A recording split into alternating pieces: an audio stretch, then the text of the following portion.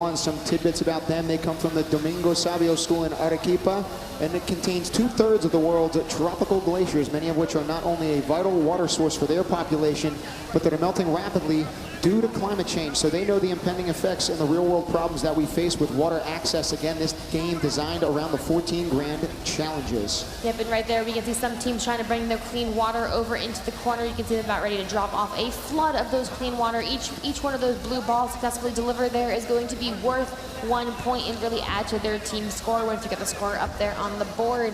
You can see another team right on top depositing some of those contaminated particles into the top bowl. Each of those are going to be worth 4 points.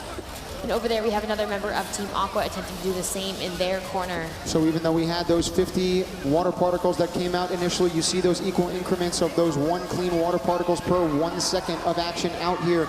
Right now, all of it is getting into the river where these teams are trying to get to. Canada right now seems motionless. That being said, the emotion behind their team in this last game of the last round of action at the 2017 inaugural Global Challenge, the first Global Challenge, is definitely not present with us. They are ready to roll here. And unfortunately, we did have a robot flip, but one of our lovely volunteers was able to realign it, and so it's able to finish out competing in this last game of the tournament. You can see Team Pakistan right there getting ready to gathering as many of those blue clean balls as they can in order to bring them over to the corner.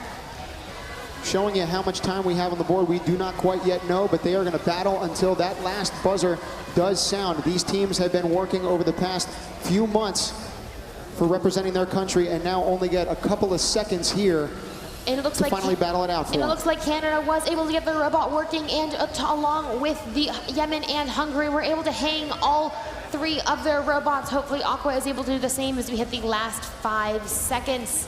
And we close out the final game of the 2017 inaugural First Global Challenge.